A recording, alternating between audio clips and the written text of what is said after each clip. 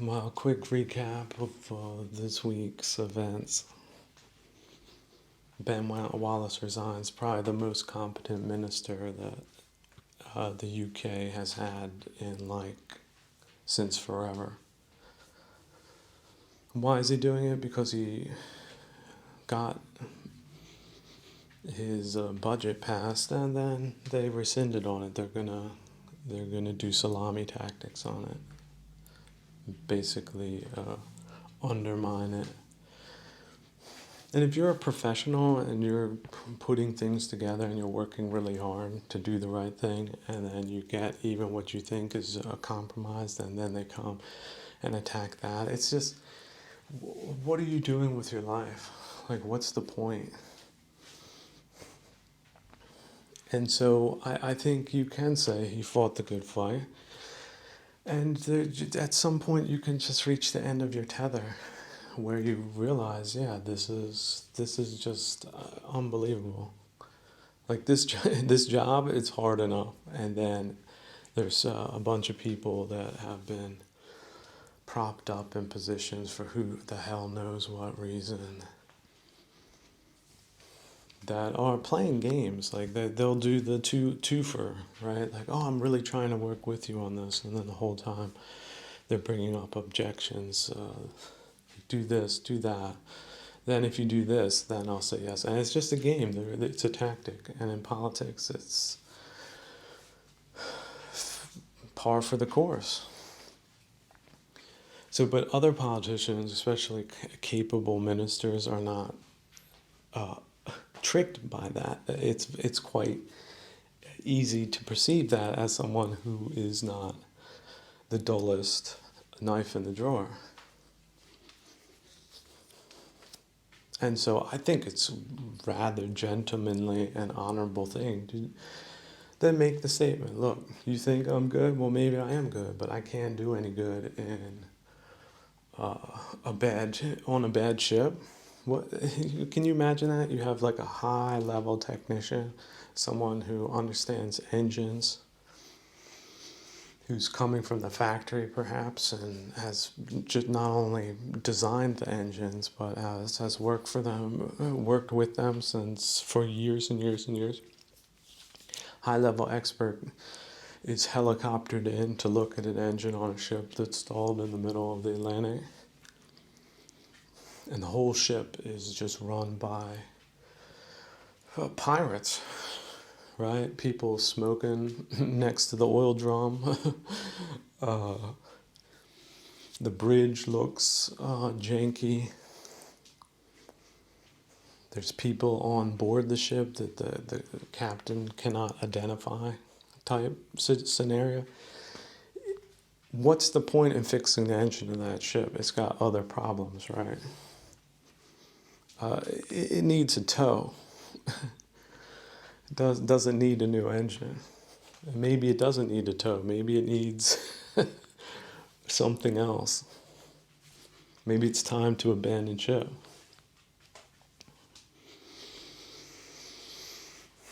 Now, of course, this is an over-exaggerated simile just to make it understandable how some things can be relatable to other things. Some industries, some attempts to do the right thing. Doing the right thing, it's really difficult, but not all the time. And I think it is a lot about teamwork, and it is also about attrition. You lose good guys, the bad guys make some gains in unexpected areas, perhaps, and then the good guys gain in unexpected areas. Oh shit, Hill 44 has been captured by the enemy. They've turned the guns on us. Or the other message. Hill 44 was taken, and they're moving up supplies to exploit the position to its maximum extent. as per instructions and oh we're ahead of schedule. That is quite a different message.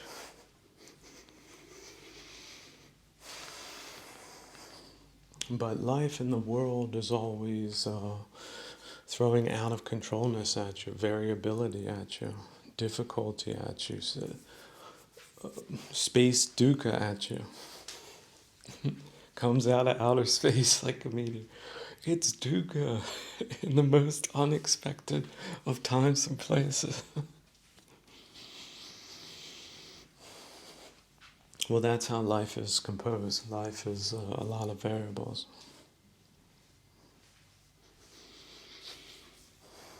So it's also nice to, if you're not an egotist, you can say, look, it's not the end of the world if I go.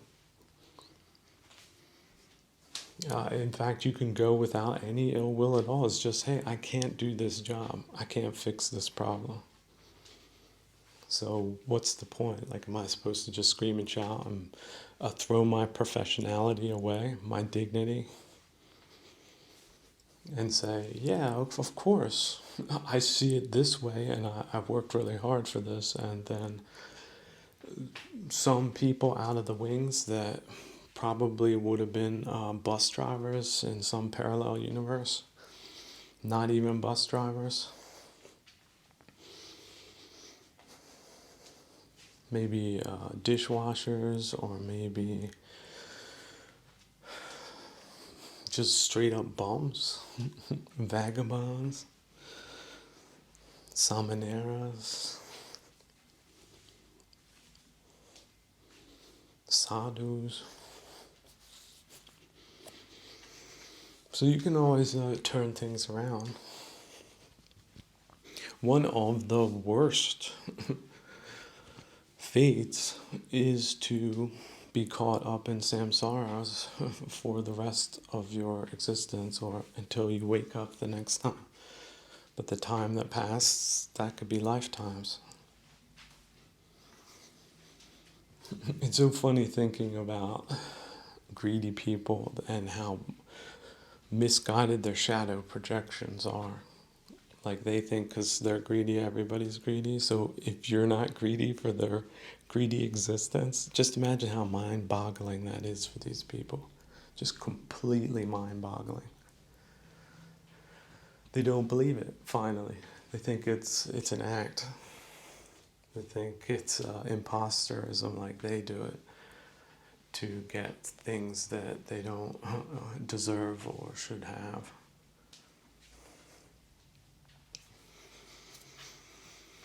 So, but with out of controlness, if you have bad drivers, you have bad mechanics, things go wrong. It's just a matter of time. And so one ship can sink and a new one can be built. Or maybe not a big one, maybe a different, smaller ones. Maybe just a life raft. Maybe just a flotation device and some good fins and a good snorkel mask and snorkel. Maybe a wetsuit, something like that. How many kilometers can you go with the right setup? Or not go. It's not about traveling around the world. It's really not just proving a point. It's about living well in a world that is out of control and irrational and disappointing. Who here thinks that dying is a great thing? Raise your hand. Because if you do, maybe you don't know what you're thinking about. Maybe you don't know what it's like. But for most living creatures, especially animals, dying is seen as a part of life.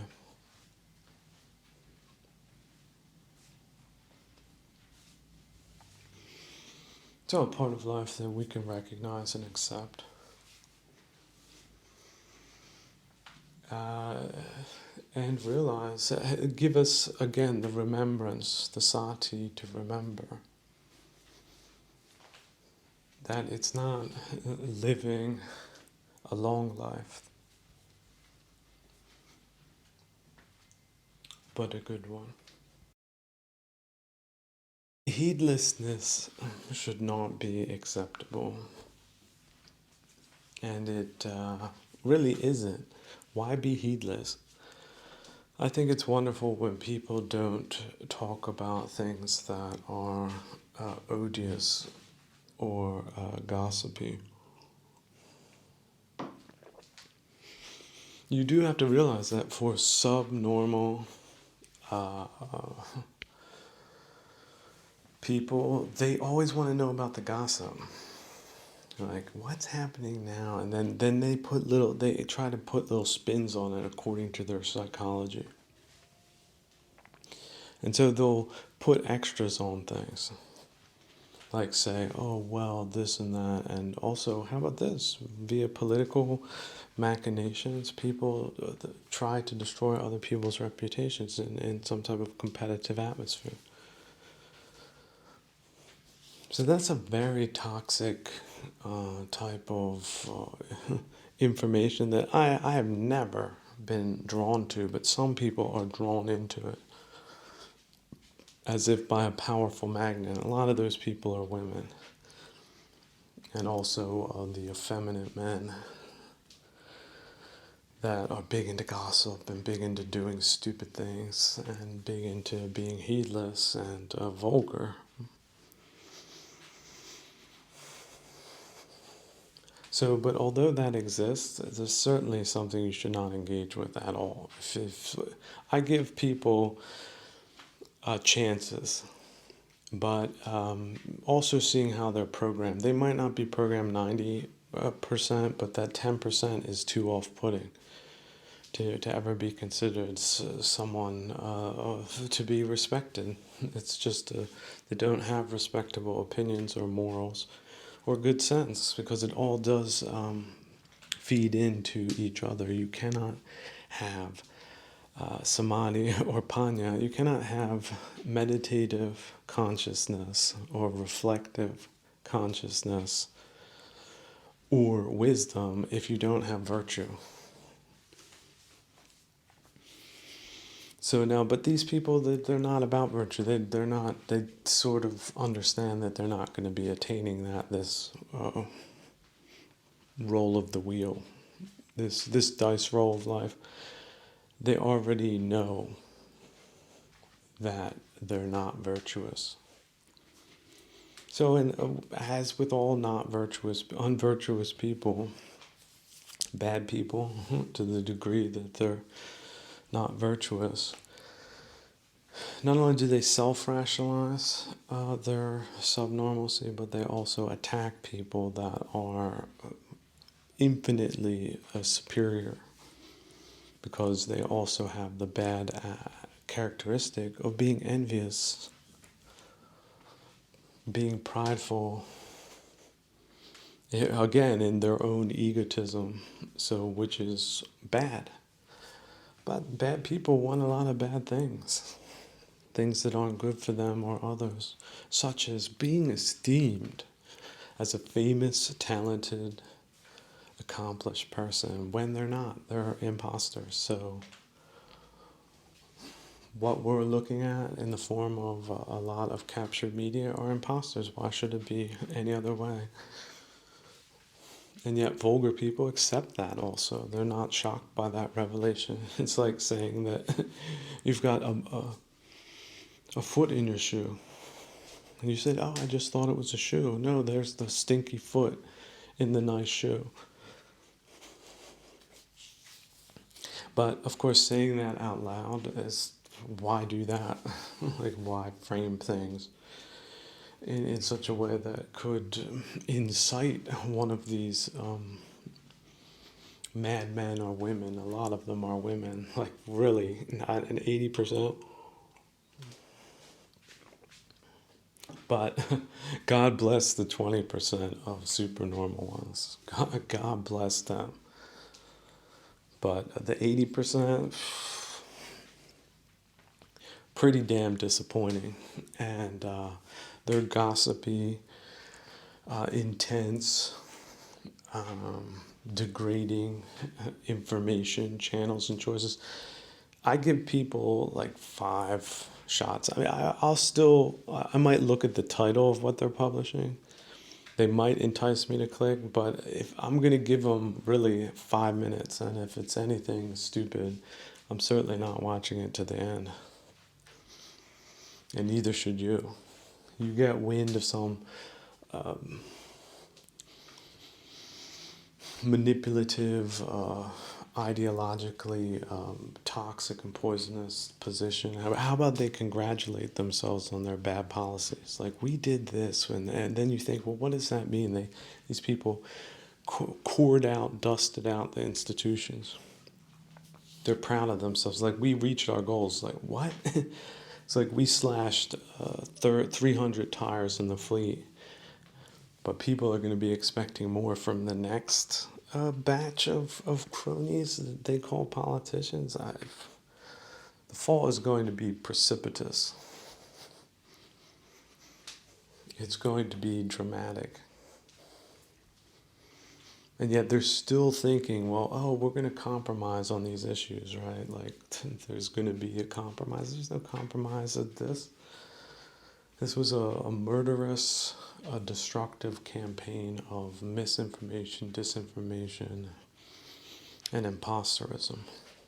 And it has been going on for more than 30 years, but the last 30 years have just been outrageous. And so where's it going? Well, when you have a caboose in the front of the train and it's wobbling, what's going to come after it? Who knows? Could just be a derailment.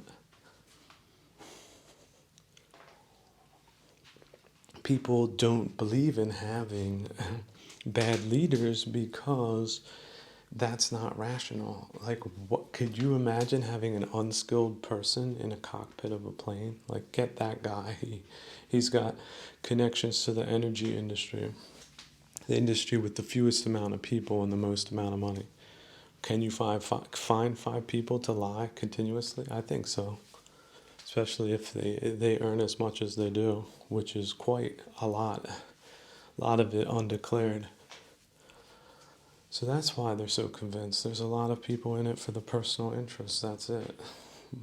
Oh, you understand I'm an imposter, but how much am I making and how much are you making? They don't have to let anything get to or come to fisticuffs when there's that type of disparity. Well, that would be quite foolish, wouldn't it? And they're not foolish, they think, at least as far as self-enrichment goes. They think they're top of their class in that. And because money means a value, they think they're quite much more valuable than they are. But they can delude themselves into thinking that because their bank account doesn't lie to them. But they do lie to others because it's, one version of events. I'm sure they can find some. They have probably 10 different rationalizations for what they do. How many drug dealers are involved in rationalizations? Oh, well, it's this, it's that, it's this, it's that. But the fact is, other people decided, even though they could have been drug dealers, decided not to do it. And why? Because of the integrity quotient, the dignity quotient. But these people don't have that, but that makes them successful. And we live in a socioeconomic reality that the assumption would be that rich people are good, when in fact it's a mixed bag. And yet I would still venture to guess that many of the rich people, as you would think, see, this is the assumption, are rich because of their contributions or their family's contributions to industry or the world as a whole. But do realize a lot of the companies that were bought and then divided up into equity shares that you've got people, they'll just come in, they'll buy a position in this company and then sell, and it's just a big Vegas game to them. So it's just the label, it's just the brand, it's just the infrastructure, but it's not the culture of the company or the family that founded it or the workers that built it anymore. It belongs to a new class of what? Deal makers, notary stampers, lawyers, and global personalities that are known for infamous misdeeds, for example. Could it be? What a surprise. So, as terrifying that prospect is, it can be changed. Do a review and re-petition the things to honest governing bodies. That's it. And they should be professionals, and they should be more than full of integrity and dignity, and they should be cross-referenced.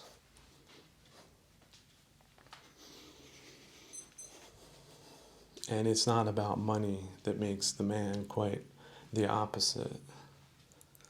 It's the man that makes the money.